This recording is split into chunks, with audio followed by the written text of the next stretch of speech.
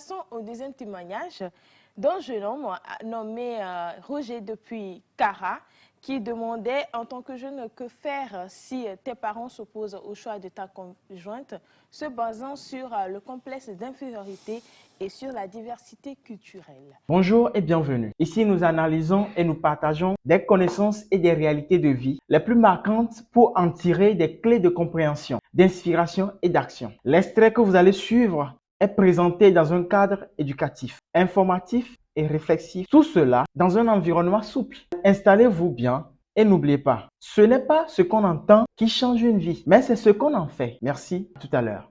Dans le regard anthropologique, j'aimerais dire que la notion de culture est d'une importance capitale dans le choix dans le mariage africain ou partout ailleurs, parce que qu'on ne le veuille pas, nous vivons dans un monde de diversité culturelle et ethnique, tout ça, et ça influence tous nos choix.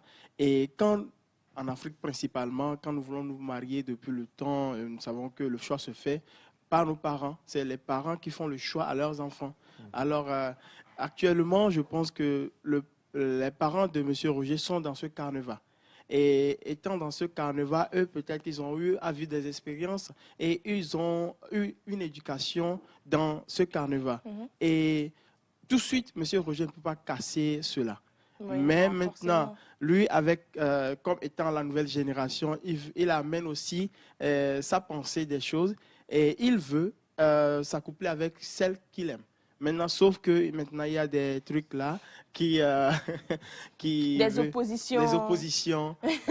vous voyez, qui sous-tendent tout ça. Mais Vignon a dit des choses très sensées qui permettront à M. Roger de prendre le taureau par les cornes. Qu'est-ce que M. Roger doit faire? Démontrer effectivement, parce que bien qu'il y a des choses établies dans la psychologie de nos parents, dans la psychologie plutôt de nos parents, mais s'il veut casser ça, maintenant, sa manière de se comporter, sa manière d'aborder le sujet, d'aller vers les parents, leur démontrer sa notion de responsabilité, ça permettrait à ce que les parents puissent, de part et d'autre, ses parents et les parents de la fille aussi puissent vraiment leur faire confiance. Vous savez, dans certaines familles, ils ont une manière de fonctionner. Ils peuvent parler n'importe comment à leur frère ou bien à leur soeur ou bien à leur conjoint. Ça ne leur dérange pas. Alors que dans certaines familles, il faut être respectueux, il faut parler avec courtoisie, tout ça. Et il faut s'habiller d'une certaine manière. Il faut mener une vie d'une certaine manière. Et ça permet, ça rentre dans la culture de cette famille. Mais quand tu vas dans cette famille et qu'on ne démontre pas cela, on ne vous accepte pas. On voit comme si vous êtes un étranger ou bien, je sais pas, quelqu'un qui veut venir s'infiltrer dans une chose préétablie et qui veut gâter la chose. Alors, je pense que M. Roger, démontrer, d'accord, à votre famille, à vos parents, parce que c'est les parents du garçon qui accompagnent le garçon vers les parents de la famille de la fille. Alors, si vos parents ne veulent pas accepter, faites l'effort de les convaincre par vos comportements. Dites-leur que c'est vrai qu'ils ont raison. Donnez-leur raison d'abord et maintenant amenez-les peu à peu à comprendre qu'aujourd'hui, vous voulez faire un choix que vous assumez.